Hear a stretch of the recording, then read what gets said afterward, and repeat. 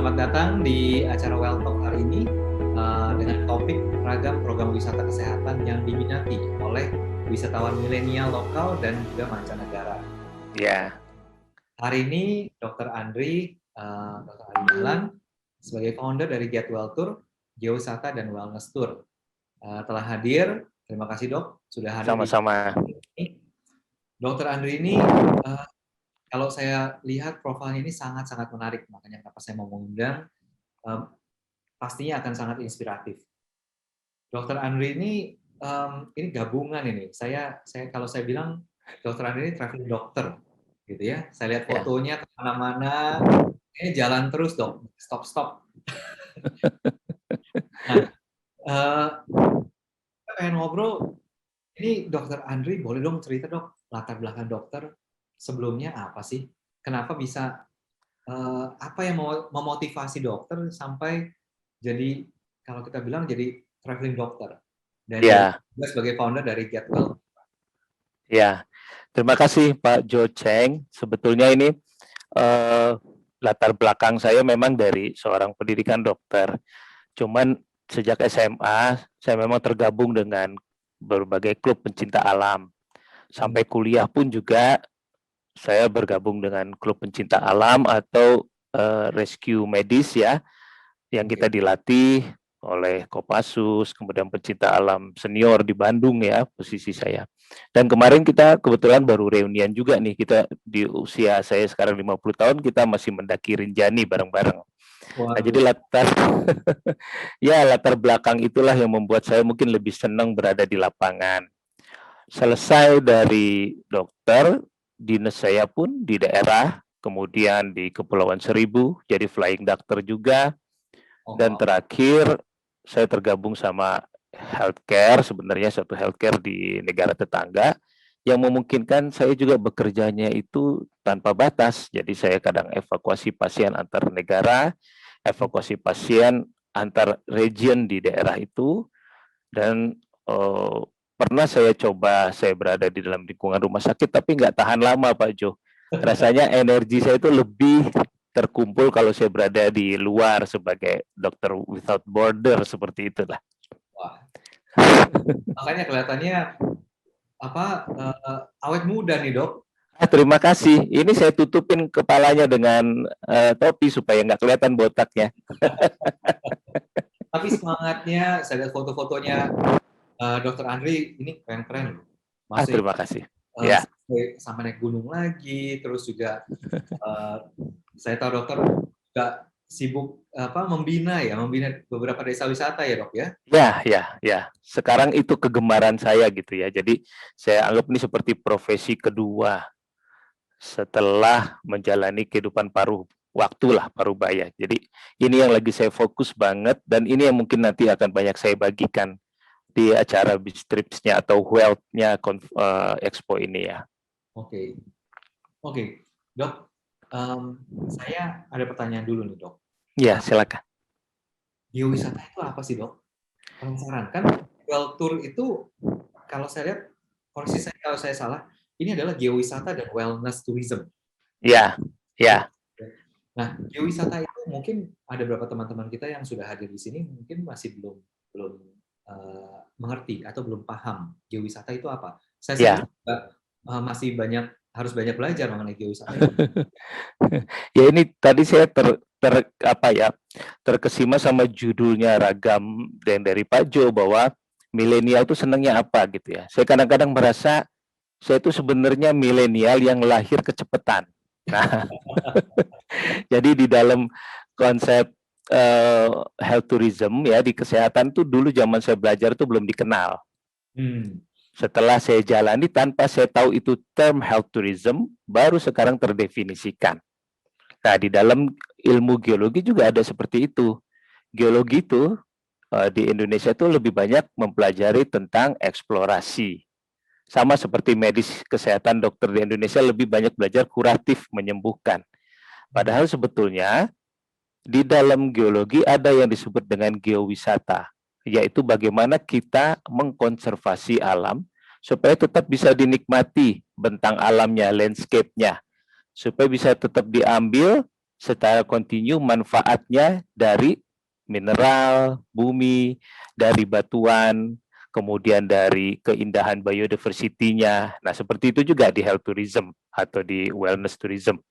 Kita belajar tentang sesuatu untuk mencegah orang itu menjadi sakit. Jadi jangan dulu orang itu tereksploitasi atau tereksplorasi sampai dia sakit baru dia ke dokter. Nah, jadi di antara kedua ini konsep geowisata dan konsep wellness tourism ada kaitannya bahwa kita harus mencegah alam supaya nggak sakit, mencegah manusia supaya nggak sakit dulu.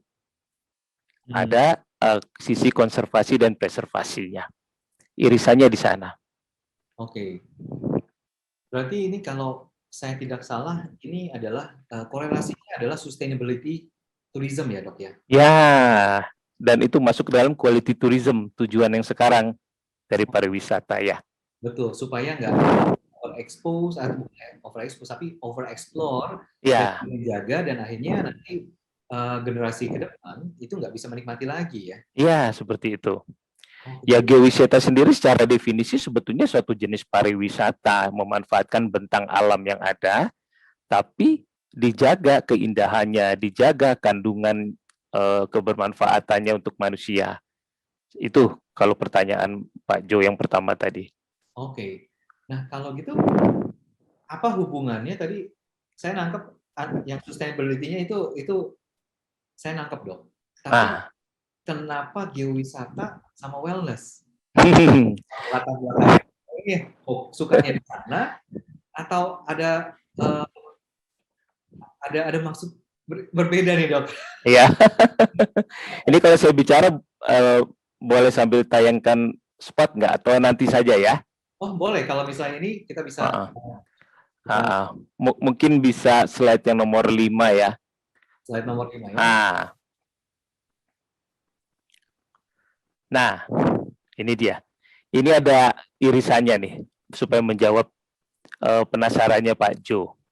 Jadi ini bukan teori dari mana-mana, ini teori dari hasil saya berjalan memapping spot geowisata dan spot wellness tourism Indonesia 5 tahun terakhir. Oke. Ya, jadi saya simpulkan bahwa kita dengan bentang alam 3 terbesar yaitu pegunungan. Kita mendapatkan banyak geotermal di sana. Nah, geotermal itu dari pegunungan yang aktif maupun dari sisa pegunungan vulkanik yang sudah mati, itu masih terkandung sumber panas buminya. Nah, itu ternyata dari sisi geologi, saat kita bisa mengeksplorasi apa itu kandungan geotermal sumber mineral yang ada di air itu, ada hubungannya dengan beberapa jenis terapi di program kebugaran atau wellness tourism. Okay. Nah, itu untuk satu landscape ya. Kita belum bicara landscape lain. Kemudian kita jalan ke hutan, misalnya kita lihat landscape hutan.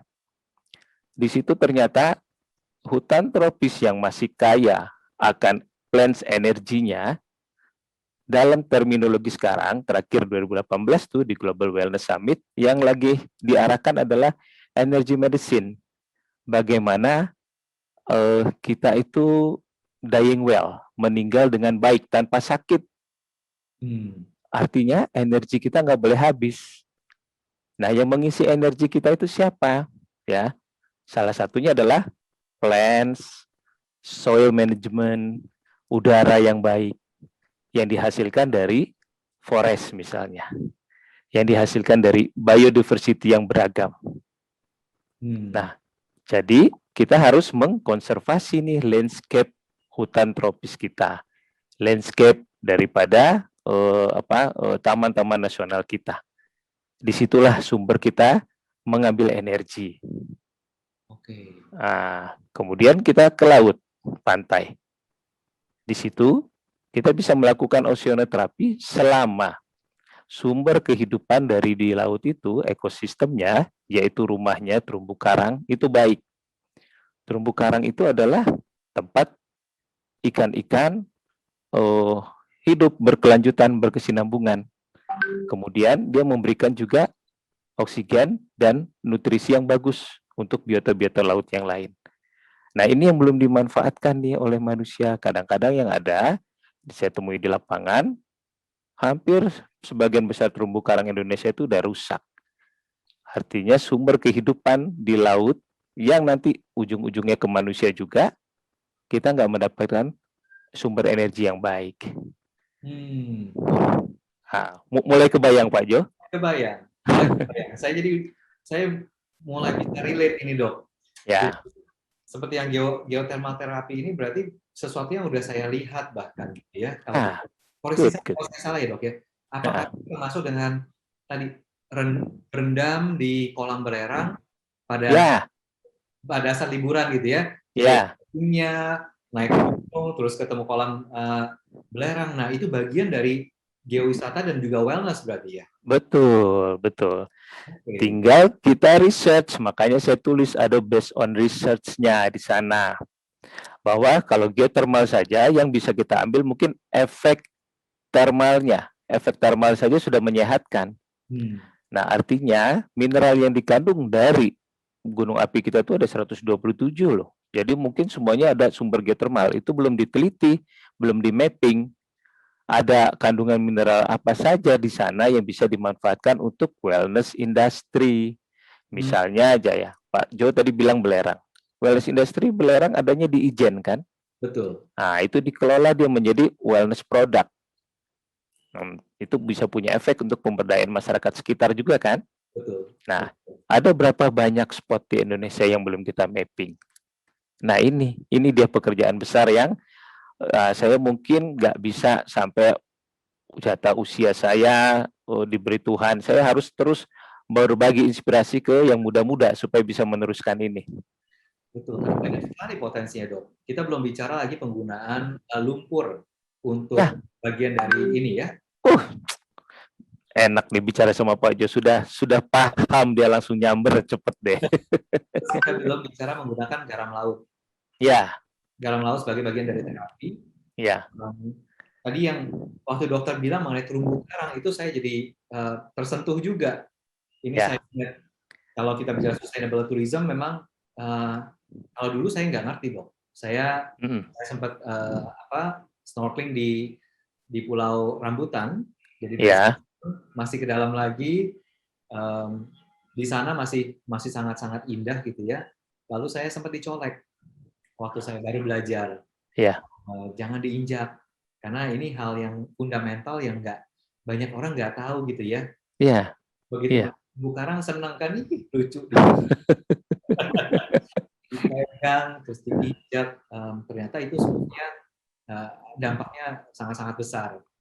ya, Wah, ini menarik nih dok. Jadi ya. saya mulai melihat begitu dibuka sama dokter, mata saya mulai terbuka. Oh ternyata ini betul yang tadi dokter Andi bilang. Dulu kita nggak belajar mengenai ini ya dok ya. Enggak, kita nggak belajar. Jadi ini ilmu di lapangan. Sekarang baru ternyata diklasifikasi bahwa ini masuk ke sektor ini gitu ya. Ya, jadi disinilah kita terkoneksinya. Seperti Pak Jo tadi bilang, sekarang Great Barrier Reef yang di Australia, yang terumbu karang terbesar pun, kabarnya sudah lebih dari 50% mengalami kerusakan. Di Indonesia sendiri lebih dari 70% yang tidak sempurna lagi terumbu karangnya. Dan saya kenal dengan beberapa NGO, baik lokal maupun luar, yang mereka memperhatikan hal ini, yang mereka bekerja tanpa tanpa di upload oleh orang lain. Jadi mereka menggunakan beberapa sistem, salah satunya yang saya kenal adalah biorock system, yaitu membuat suatu aliran listrik dengan voltase rendah di dalam suatu struktur yang indah. Nanti aliran listrik itu akan menarik konsentrat fosfor makanan-makanan para terumbu karang sehingga tumbuhlah terumbu karang di struktur biorock itu yang berbentuk kerangka logam. Nanti pelan-pelan struktur biorock ini akan membentuk rumah terumbu karang sehingga mulailah tercipta ekosistem mulai dari zooplankton, plankton, sampai ikan kecil, ikan besar. Nah, mulai rame ekosistemnya ini.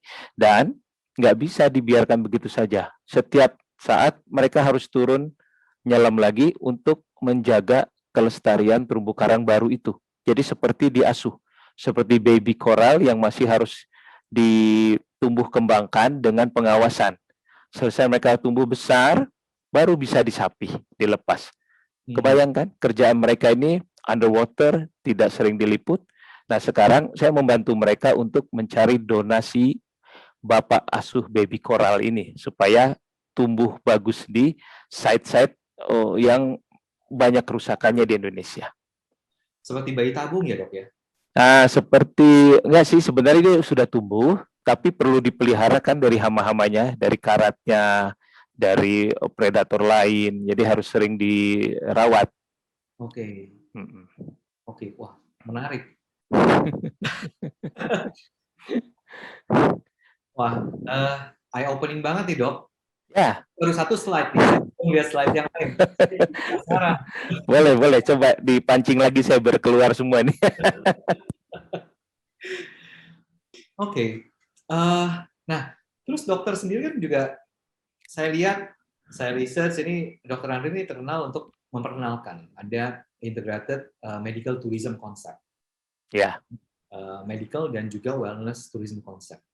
ya. Siapa sih dok? Mungkin dokter sudah pernah cerita di tempat lain, tapi saya belum dengar nih dok. Iya, iya. Nah, Ini ini sebetulnya keunggulan Timur ya, kebudayaan Timur, terutama Indonesia kan masuk dalam budaya Timur. Orang-orang dari Western ya, saya juga sendiri belajarnya kan adalah kedokteran Barat. Kita diajarkan kan sebetulnya lebih kepada menggunakan akal, pikiran, rasionalisasi. Tapi ternyata seiring ada ilmu baru nih yang namanya epigenetik, bahwasanya sel itu digerakkan bukan oleh struktur fisik yang terlihat seperti DNA atau protein, tapi ada unsur yang tidak kasat mata yang menggerakkan daripada inti sel itu. Nah, itulah yang disebut dengan epigenetik. Ada energi lain yang tidak terlihat yang menggerakkan. Nah, akhirnya berkembanglah holistic care, holistic terapi, bahwa manusia nggak bisa hanya dilihat dari biofisiknya, tapi dari psikisnya, dari sosialnya, kemudian dari spiritualnya, bio, psikososial, and spiritual. Nah, sekarang trennya bergeser ke arah situ. Jadi dari laporan Global Wellness Institute, bahwa orang-orang dari negeri yang terbiasa menggunakan aspeknya bukan di kedua sisi gitu ya, nggak holistik, itu mencari di mana sih kita bisa holistic approach untuk treatment atau untuk terapi yang berkeseluruhan. Sehingga saya mengamatinya, integratednya begini, pada pasien misalnya kita ambil pada pasien yang terminal pada kasus cancer misalnya ya, biar jelas bicaranya. Cancer ini ada fase di mana pasien itu begitu dia didiagnosa, dia denial, ada fase denial. Kemudian baru fase acceptance-nya, menerima. Nah, saat dia fase denial ini, mau terapi apapun, tubuhnya nggak bisa bekerja sama.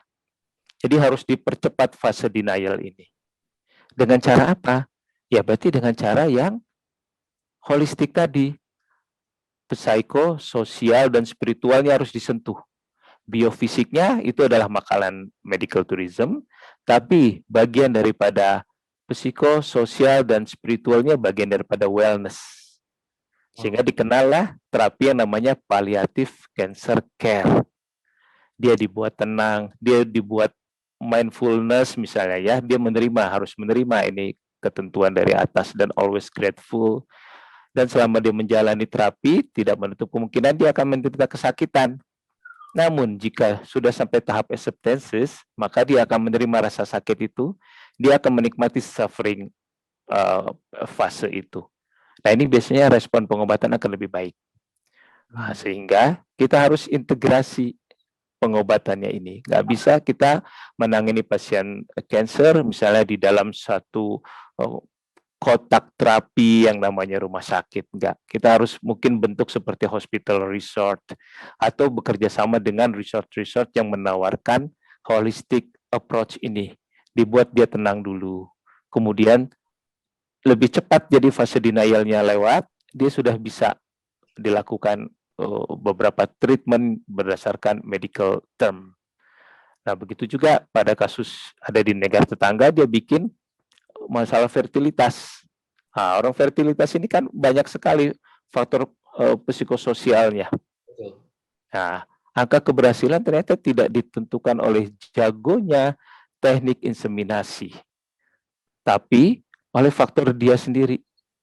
Nah, ini yang dokter kadang-kadang kurang melihat ke faktor pasiennya. Dia harus siap dulu sebelum dilakukan teknik medis. Nah, biasanya mereka dibiarkan dulu di hospital resort, tenang dulu, sudah rileks. Nah, baru dilakukan tindakan inseminasi dan bayi tabung seperti yang Pak Joy tadi bilang. Ini angka keberhasilannya ternyata lebih tinggi. Tingkat stresnya dijaga dulu supaya mereka juga lebih tenang. Betul, betul.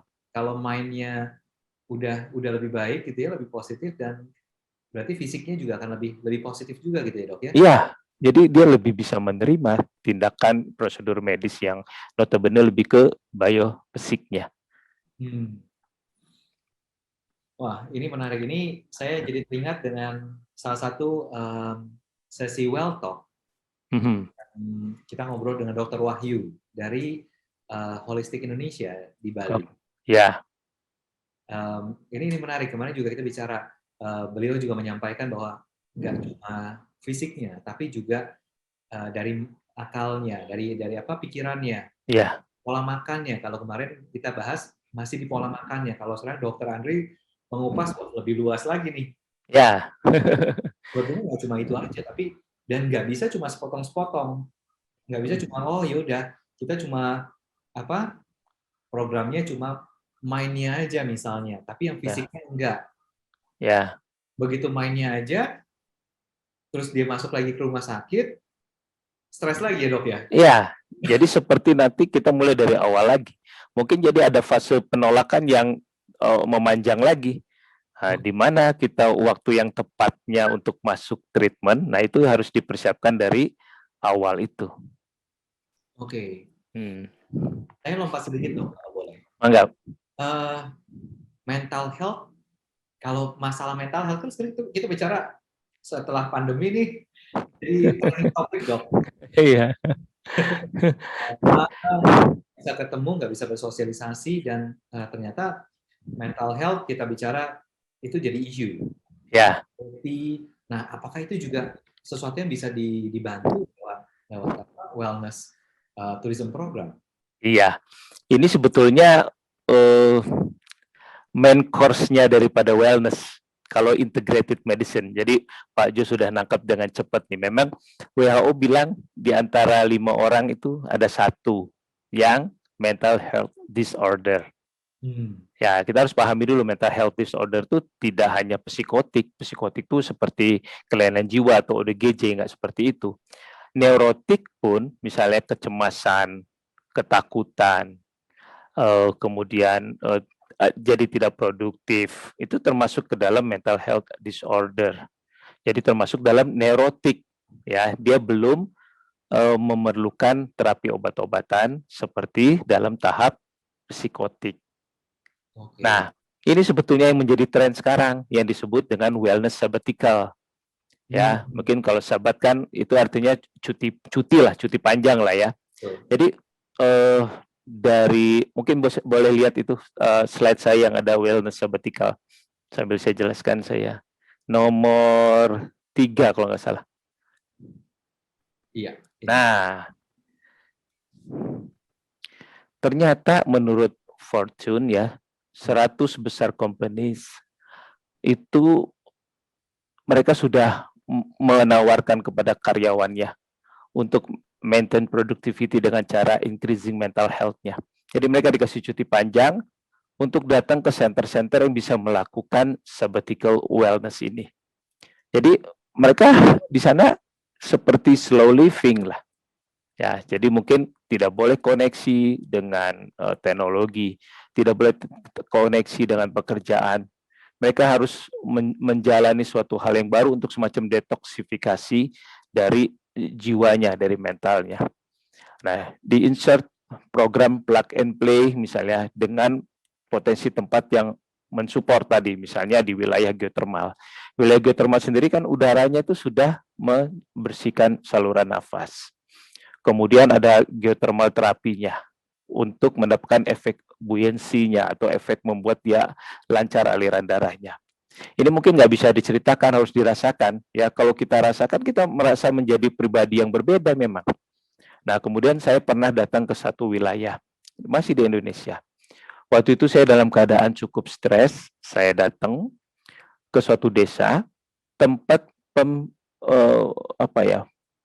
pembiakan kuda. Nah, saya hanya bicara sama yang mengasuh kuda, bagaimana kok kuda ini bisa sangat dekat dengan dia. Ya, saya melatihnya dengan hati, Dok, kata dia. Kita kasih sayang dia, kita perhatikan. Nanti dia akan membalas kita saat kita ikutkan lomba, dia berusaha untuk menang untuk kita. Nah, akhirnya saya coba ikuti. Beberapa hari saya tidur situ makan dia. Kemudian setelah terjadi related hati emotional related dengan itu kuda, itu saya merasakan dia nyaman, saya juga lebih nyaman. Jadi itu nggak bisa saya ceritakan, harus dialami. Dari sorot matanya, saat kita mendekat dia ikut mendekat, kita peluk dia peluk ya, peluk dengan cara mendekat, itu rasanya hati kita itu tenang. Nah, salah satu wellness sabbatical itu adalah seperti ini, jadi back to nature. Kita dengan plants, kita menyerap energinya, kemudian kita melakukan healing, breathing di alam, kita melakukan gerakan seperti yoga misalnya, meditation, kemudian kita melakukan earthing, grounding dengan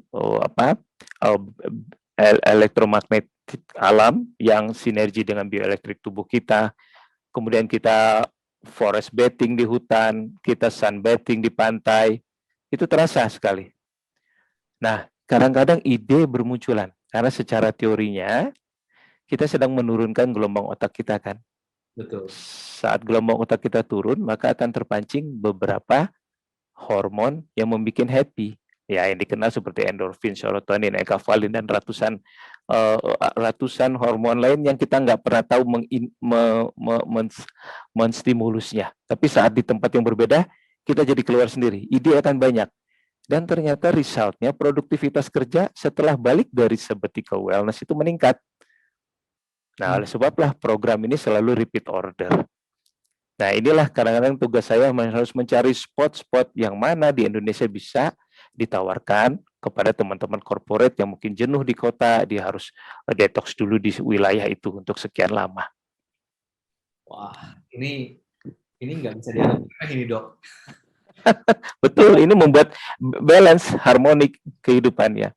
Karena begitu banyak tadi dokter sempat bilang, kalau kita bicara corporate, kehidupan di corporate itu sangat-sangat cepat, gitu kan? Pressure-nya tinggi, tensi, lalu belum kita bicara ada politik kantor, drama dan lain-lain gitu ya.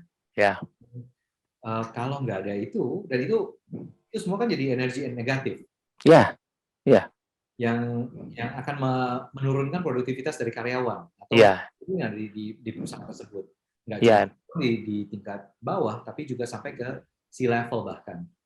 Jadi menarik bahwa mereka bisa menggabungkan program ini dengan mungkin mereka harus ada, kalau biasanya kan ada leaders leaders outing ya untuk performing, strategic thinking, making decision. Ini berarti bisa digabungkan dengan mudah ya, Dok ya? Betul. Termasuk juga mengelola bad habit, misalnya pada orang-orang yang harus di anger management. Anger management kan banyak sekali untuk merusak kerja tim ya, teamwork. Nah, ini bisa disetting ya.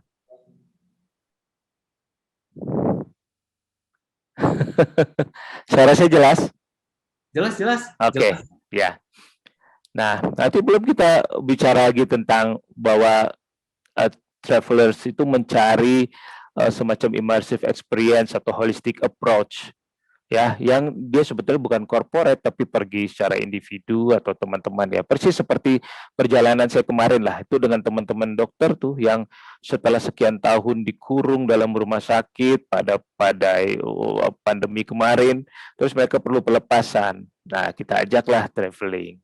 Itu ada pelepasan. Jadi dia break the routine-nya itu termasuk dalam pada wellness sabbatical. Tapi hanya sayang kurang lama. Kalau wellness sabbatical tuh bisa bisa 3 minggu sampai 1 bulan programnya kita susun. Wah. 3 minggu sampai 1 bulan, Dok? Ya, bisa kita susun begitu.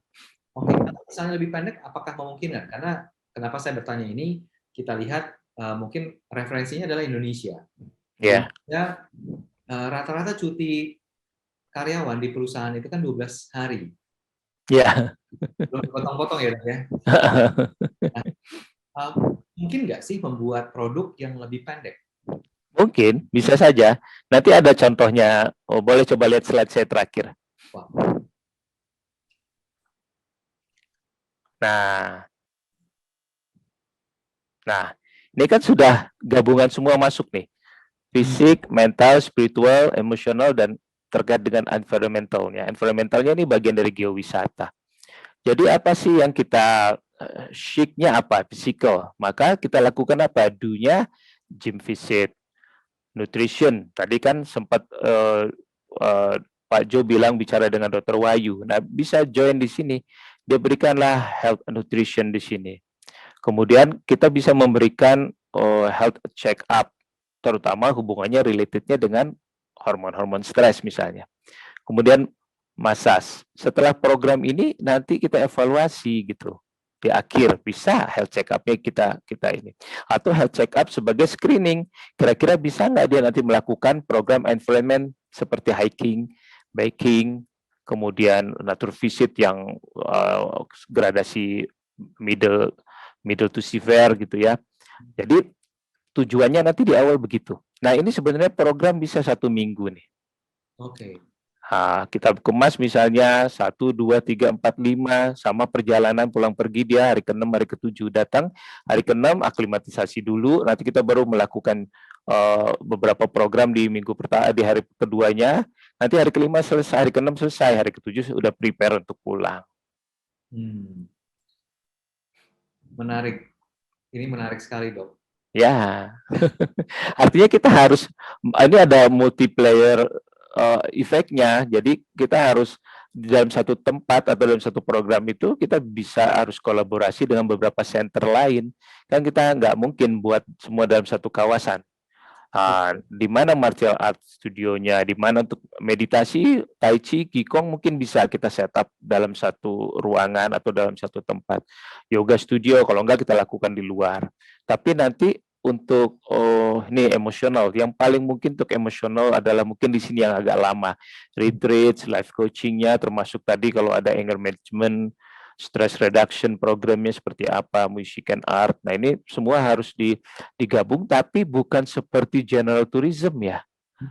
Nggak dipadatkan semua gitu. Tetap kita kasih flow-nya. Mereka boleh memilih mau apa. Nah, jadi harus ada me time-nya untuk dia. Kadang-kadang yang tren sekarang adalah the art of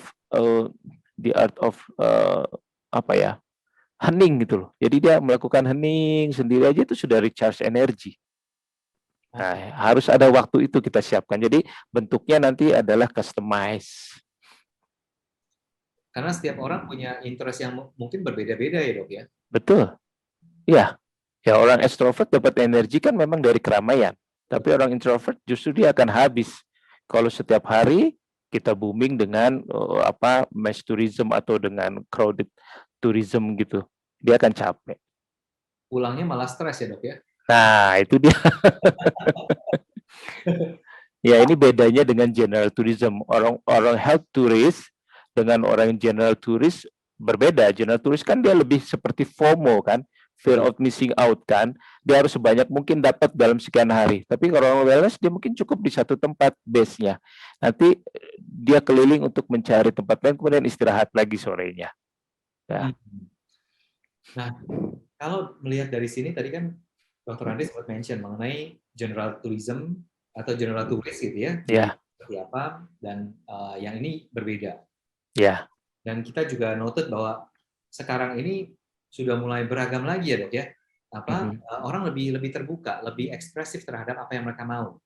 Ya. Dulu cuma ikut aja kan. Ya. Kalau ikut rombongan artinya harus datang ke semua objek wisata nomor 1. Ya. check in kalau sekarang buat selfie ya. Ya, Instagramable untuk konten gitu ya. Untuk konten. Jadi foto saya udah pernah kesini dan itu yang mereka kejar adalah tadi kepadatan. Jadi kalau bisa dalam waktu 5 hari saya udah ke 50 titik deh, 50 konten gitu ya dok ya. Nah, ya. Itu Berarti, nggak masuk dalam wellness tourism terms. betul. Nah, kalau seperti itu berarti apakah ada uh, ada range umur, ada kisaran umur yang memang peminat khusus untuk wellness ini atau dokter melihat oh trennya sudah mulai berubah nih. Ya, ya. Cuma yang sudah berumur tapi yang muda-muda juga sekarang perlu. Ya. Secara khusus saya belum melihat datanya, tapi kecenderungan bahwa segmen wellness tourism semakin mudah itu terlihat dari digital platform ya. Misalnya book retreat. Orang-orang yang ingin menjadi wellness tourist atau health tourist yang membooking di book retreat misalnya, itu usianya makin lama sudah semakin 40 tahun ke bawah. Mungkin between 30 ke 40 ya. Karena memang sebetulnya kita harus edukasi juga bahwa ada satu hormon di tubuh kita yang namanya growth hormone yang waktu usia pertumbuhan dipakai untuk tumbuh kembang fisik dan tumbuh kembang kecerdasan, tumbuh kembang organ.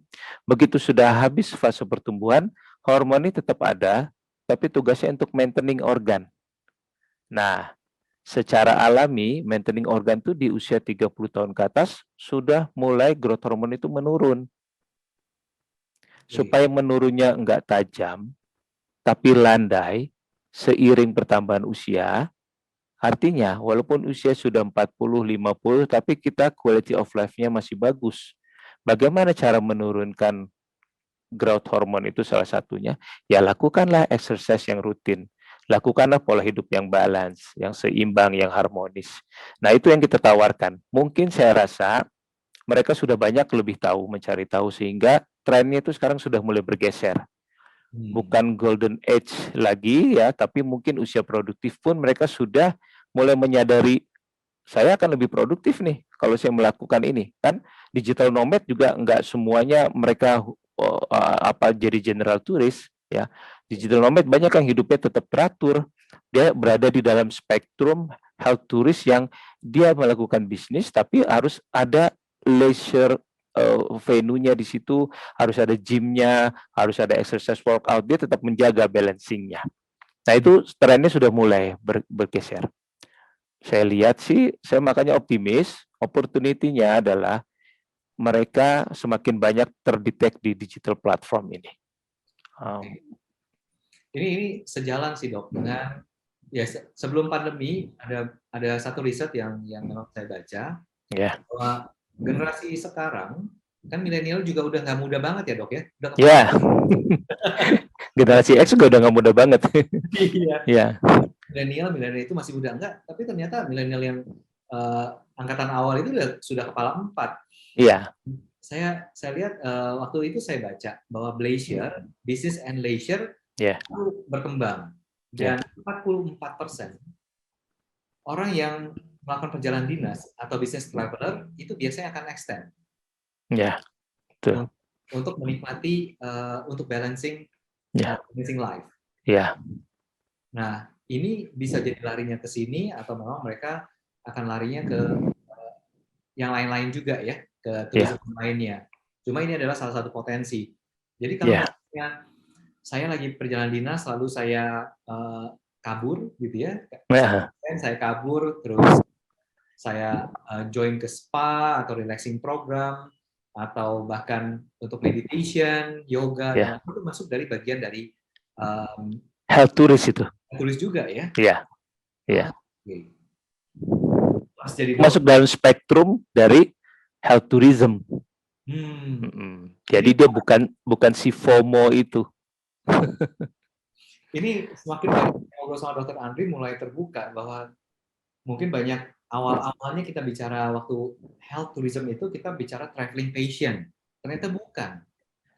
Itu salah satu bagian kecil dari keseluruhan industri ya dok ya? Ya, ya sebetulnya ya teman-teman dokter, ya saya kan berada di medical tourism industry itu ada 10 tahun. Tapi saya sudah jenuh di titik itu. Sehingga begitu saya resign dari healthcare di medical tourism itu, saya jalan sendiri dari 2016 sampai sekarang mengembangkan satu sisinya lagi dari health tourism terms, yaitu wellness. Nah, itulah yang ternyata membuat saya hidup, lebih berwarna. Saya bertemu dengan banyak orang dari berbagai bidang, berbagai profesi yang memiliki irisan minat yang sama. Jadi luas, broad spektrum sekali gitu loh. Kasihannya kelihatan lebih muda, Dok. Mudah-mudahan, doakan saja. Yang paling sulit di kita adalah kolaborasinya ya. Nah, itu yang harus.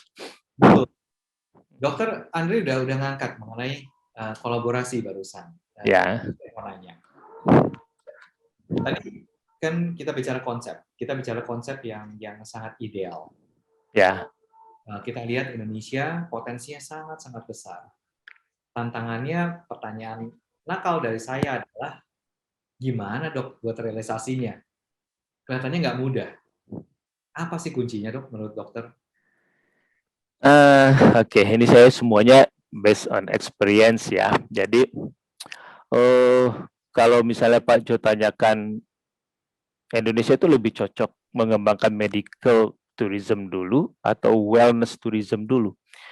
Saya bilang yang effortnya nggak terlalu besar, kembangkan dulu wellness tourism. Okay. Karena apa? Sumber daya alamnya sudah ada. Pekerjaannya bisa kita uraikan bertahap. Pertama, di mapping. Nah, coba lihat Pak ke slide pertama. Kita coba ke slide pertama. Nah, ini bisa dibesarin nggak? Oke. Lihat sisi Indonesia, ada nggak menunya? Nggak ada kan? Nggak ada. Nah, ini saya dapat dari Global Wellness Conference tahun 2018 sebelum pandemi. Jadi, kok bisa data kita nggak muncul? Padahal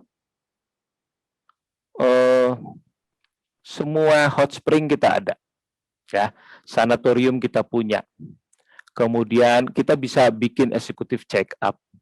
Meditation yoga kita punya sebetulnya Yoga Nusantara, karena pada sejarahnya saya juga instruktur yoga kebetulan. Jadi yoga yang kita kembangkan memang dalam sejarahnya adalah Yoga Nusantara yang dibawa oleh orang India ke sana. Kemudian mereka lebih pintar membrandingkannya sehingga meluas menjadi kemana-mana. Safari spa di Afrika. Kita bisa buat kan? Kita punya 50 taman nasional. Yang paling aksesibel aja bisa ada saya hitung belasan. Salah satunya Baluran di Jawa Timur. Itu bisa, sangat bisa kita buat safari spa. Tapi kok nggak ada ya datanya di Global Wellness Conference. Artinya mungkin kita, teman-teman media kurang mengupload atau datanya nggak masuk secara evidence base yang tepat. Atau orang-orang kita jarang nulis. Atau memang tidak dianggap penting. New Zealand terkenal dengan hot spring-nya. Di Rotorua banyak sekali, di Montarawera itu. Ya, tapi Indonesia punya 127 gunung berapi dengan potensial geothermal terapi yang besar. Belum lagi sampai 70 kilo, lupa saya datanya, jalur vulkanologi yang sudah mati yang masih bisa ditemukan sumber-sumber geothermal. Surf and yoga retreat. Masa kita nggak punya surfing? Di Selang Belanak ada. Di pantai selatan ada di Cimalaka ada, Jawa Barat, nggak usah jauh-jauh. Ini ya satu tujuan yang cukup famous ya.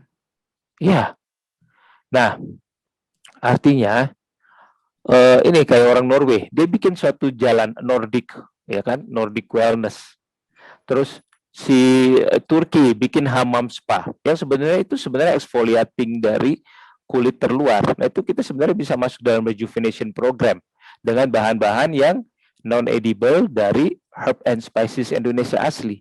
Tinggal di riset, dipromosikan, di branding, mulai. Saya ke Asia Pasifik aja yang sudah lebih dikenal wellness-nya, Thailand, Malaysia gitu ya. Ternyata bahan-bahannya dari Indonesia punya. Ya kan? Nah, ini yang kadang-kadang menjadi motivasi saya juga. Saya kelihatannya harus menekuni ini ya, ajak teman-teman semua kolaborasi, terus mulai rajin nulis, sehingga nanti di conference berikutnya nama Indonesia masuk nih di sini dengan beberapa spotnya. Harus dok, harus. Karena kalau Ya, dari list ini bisa dikatakan 70-80% itu bisa dilakukan di Indonesia. sangat bisa. Ya, tuh Pak Jo sudah bisa langsung menyimpulkan. Jadi langkah awalnya sebenarnya kita perlu mapping dulu aja. Mapping dulu dengan digerakkan oleh komunitas, kemudian oke lah, saya anggap ini pekerjaan yang nggak usah dibilang ikhlas atau apa, pokoknya demi nasionalisme aja deh. Ini saya kasih data, tapi tolong dimanfaatkan betul-betul gitu. Dan nanti tahap selanjutnya baru mereka, masyarakat sekitar daerah mapping itu harus kita jadikan sumber daya manusia yang utamanya, karena mereka harus memiliki untuk sustainability-nya. Kalau kita import dari luar, dari kota besar, dari mereka nggak merasa memiliki ini suatu spot wellness center, nanti sulit berkembang, sulit sustain. Nah, itu pekerjaan besar berat kedua, tapi harus ada yang memulai. Seperti kata Pak Jo, sedikit-sedikit harus ada yang dimulai, Dok, supaya nanti mulai bola saljunya kelihatan. Betul. Karena tadi kembali lagi ke potensinya, kita lihat tadi dokter sempat mention juga mengenai Thailand. Ya.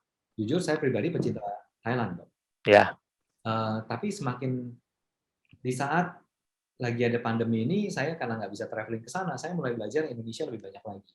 Ya. Saya lihat sayang ya, kita bicara program-program kita, program pengembangan pariwisata kita untuk pengembalian perekonomian industri pariwisata Indonesia, ini sebetulnya dari dalam sendiri itu banyak banget potensinya. Ini bisa UMKM, tadi dokter bilang tadi Thailand, teknik pijat di Thailand itu kita juga punya. Teknik pijat Jawa, Bali. Iya, iya. Tapi kok kelihatannya kalah gitu ya, kalah diangkat. Padahal kalau kita ke Thailand, Dok, di Thailand sendiri juga ditawarin mau teknik shiatsu kah atau mau Japanese atau mau Iya, benar. Nah, di Indonesia itu nggak kelihatannya masih kurang diangkat gitu. Ya. Terus produk-produknya tadi serve area saya noted, bahkan di Indonesia di Tangerang juga ada kan ya dok ya? Di Tangerang ada, kita lihat di Sumatera ada, dan banyak orang-orang yang traveling dari jauh-jauh itu buat ke sini untuk surfing. Ya. Terus di Bali kita lihat banyak banget, ada yang pakai kopi. Ya. Ya. Wah, jadi lebih ke arah apakah menurut dokter ini PR kita membangun infrastruktur yang harus kita benahin atau kita benahin mindset-nya dulu, Dok? Nah, ini pertanyaan yang lumayan berat juga ya, karena jadinya kita wasting time nih. Sebenarnya kita udah lama harus menyadari, maksudnya dalam level mindset mestinya sudah terbentuk. Tapi kenyataannya belum terbentuk juga. Setiap kali saya ke daerah, ya mohon maaf ini pemerintah daerah juga nggak punya mindset ke arah community development atau ke arah memberdayakan potensi daerah mereka.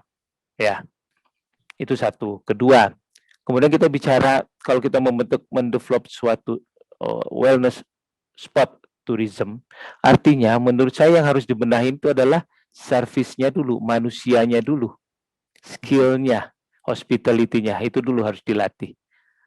Dilatih sesuai dengan spot apa nanti yang akan dibangun. Nah, kalau masalah infrastruktur gampang, dibuat itu gampang sekali. Tapi man behind the gun-nya ini nih yang lama. Nah, kadang-kadang mindset-nya pemerintah atau otoritas tempat nggak sabar menunggu itu. Nah, itu mestinya harus dibina dan sustain regeneration-nya ada. Ya, sehingga terjadilah, bukannya saya tidak setuju investor dari luar, saya setuju aja, tapi jadi mereka memiliki otoritas lebih dalam satu daerah. Pemerintah setempat otoritas tidak kreatif, cukup menyewakan lahan udah dapat. Padahal sebetulnya dia bisa mendapatkan bisa lebih lagi kalau melihat kedalaman. Nah itu, jadi kalau Pak Jo bilang ini pekerjaan besar, ya kadang-kadang teman-teman saya bilang ini hardcore nih kerjaan lu, kata dia. Nah, tapi harus harus dimulai, saya bilang harus seperti bergulir. Mungkin yang nikmatin bukan saya, tapi saya cukup enjoy dengan prosesnya gitu. Pertama mapping dulu deh. Nanti kalau misalnya saya bisa mendatangkan pendanaan untuk community development, oke, kita bangun. Ya, di Lombok ada salah satu saya sounding ya. Mudah-mudahan GM-nya ada di sini. Gunung Tunat. Dia di bawah Taman Wisata Alam.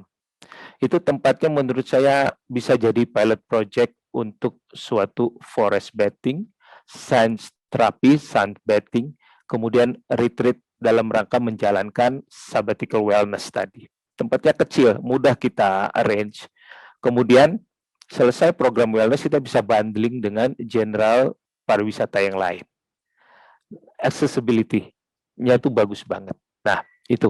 Nah, sementara kita terus melatih, beberapa orang karyawannya dulu sudah dilatih, bahkan sampai dikirim ke suatu negara yang sangat concern dengan forest bathing itu.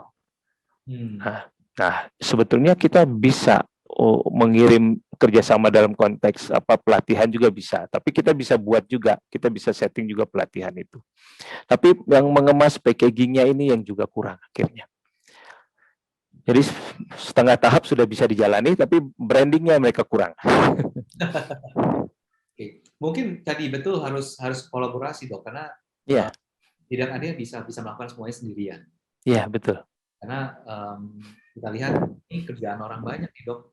Ya, kerja dan saya senang kolaborasi begini gitu. Jadi kalau mau sendiri-sendiri mah kita udah pinter deh. Tapi begitu rame-rame, ini gimana caranya mengontrol ego kita nih supaya nggak terlalu dominan tapi tetap seiring sejalan. Ini kan art ya. Nah, ini saya senang banget kolaborasi dalam konteks seperti itu. Wah, ini menarik sekali. Kayaknya nggak akan habis nih kalau kita udah 1 jam ya. Kita belum bicara masuk presentasi. Ya, aku baru 3 slide loh. Kita bicara mengenai contoh-contoh real gitu ya.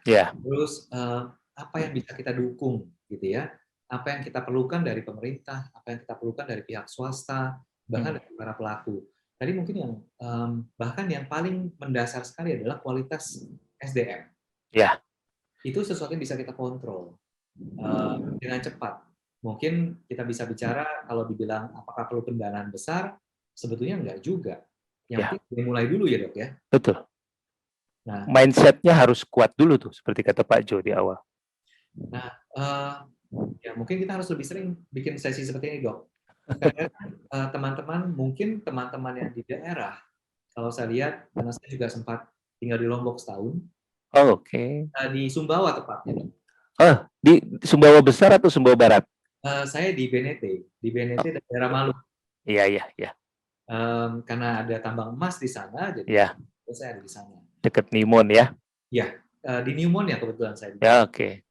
Nah, itu yang sangat-sangat menarik gitu kan. Dan itu kurang dikelola. Mungkin juga apakah karena kalau dulu saya dan teman-teman gitu kita lihat, oh kenapa nggak dikembangkan ini dan itu, apakah mereka tidak bisa melihat atau mungkin keterbatasan informasi. Kadang-kadang kita mungkin dokter sudah traveling ke banyak tempat dan kita melihat begitu banyak apa yang sudah dilakukan oleh berbagai banyak pihak dan akhirnya kita belajar. Mungkin teman-teman yang di daerah belum punya kesempatan itu. Ya. Nah, ini juga salah satu kenapa alasan ada Well Talk adalah kita juga mau menyampaikan informasi, kita mau jadi inspirasi, kita mau motivasi teman-teman yang bisa hadir ataupun yang nanti belum hadir. Sesi ini nantinya akan kita share juga ke teman-teman yang membutuhkan supaya ini bisa jadi satu bahan. Juga nggak kehilangan hope, Dok. Sekarang industri pariwisata terpukul cukup keras dengan adanya pandemi dan banyak yang bingung.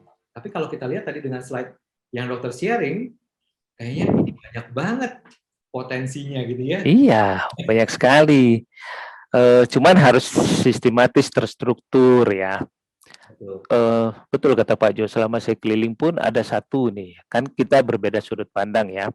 Kadang-kadang saya datang ke suatu tempat itu, mereka menganggap itu suatu hal yang biasa.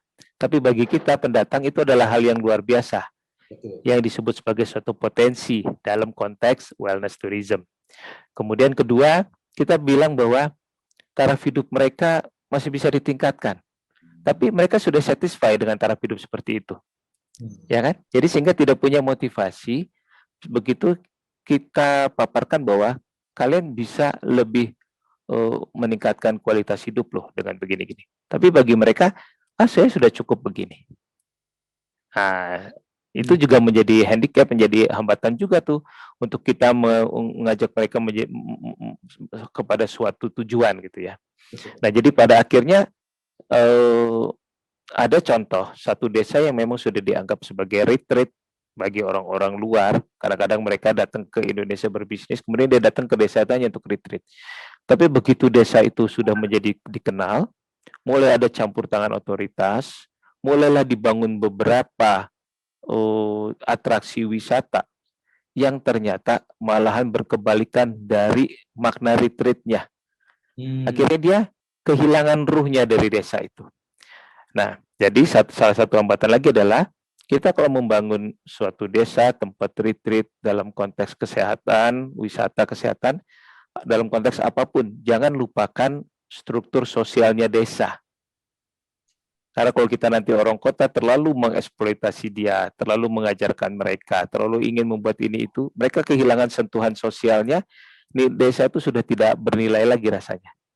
Sudah tidak memiliki daya tarik. Nah, ini yang sering terjadi saya lihat.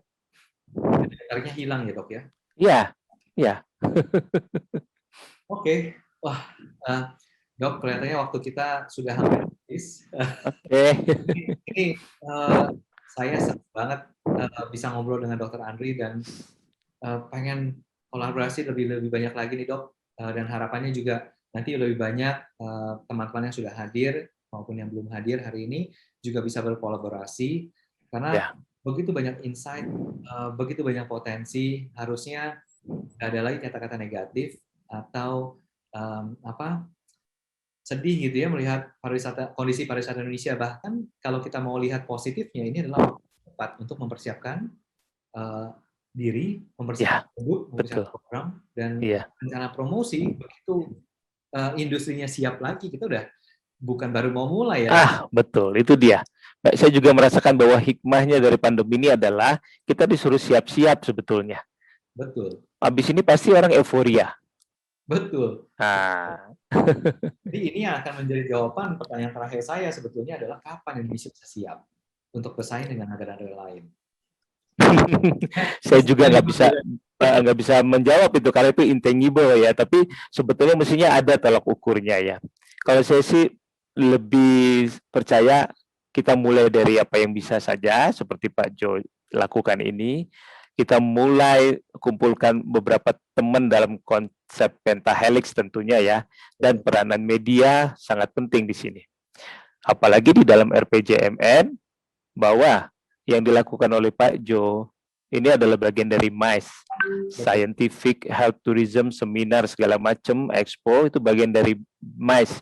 Yang jelas ada nilai bisnisnya dan jelas ada advantage-nya, ada nilai lebihnya untuk membawa cultural diversity Indonesia, beragam-ragam quality tourism di Indonesia. Nanti tinggal Pak Jo breakdown aja, kita mau bikin expo apa lagi setelah ini. Karena banyak sekali bahannya. Dan itu penting karena dengan inilah Indonesia bisa dikenal, Indonesia nanti bisa masuk di dalam mapping besar tadi itu. Oke. Yang harus kita harus potong, Dok. Ya, terima kasih nih Pak Jo kesempatan. Kita atur sesi berikutnya ya dok ya. Kelihatannya harus kita kupas lagi bareng-bareng. Untuk teman-teman yang sudah hadir dalam sesi welcome hari ini, terima kasih. Jadi Wealth adalah Wellness and Health Tourism Hub yang merupakan platform yang tujuannya adalah untuk menginspirasi dan juga menjadi enabler supaya kolaborasi antar stakeholder di dalam industri ini bisa lebih efektif. Dan harapannya kita bisa sama-sama bergandengan tangan untuk mengembangkan industri wellness dan health tourism di Indonesia. Nah, terima kasih untuk rekan kami juga yang sudah membantu sehingga event ini bisa terlaksana dengan baik dari rally.com dan juga dengan Arexpo. Dan atas nama tim dari Bistrip Event dan juga Bistrip Group, kami mengucapkan banyak terima kasih sudah hadir. Jangan lupa untuk check out ke website kami di bistripevent.com dan juga jangan lupa untuk subscribe Instagram kami, Bistrip Event, supaya nggak ketinggalan dengan sesi-sesi event-event dan juga program inspiratif lainnya. Sekali lagi terima kasih Dr. Andri sudah hadir di sini. Terima kasih untuk teman-teman. Sama-sama. Sampai salam sehat. Sehat selalu. Tetap traveling terus ya dok ya. Ya, doakan saya sehat. Masih banyak traveling yang belum di destinasi yang belum dicapai. Nanti saya minta diajak. Siap. Oke, sampai jumpa dok. Bye.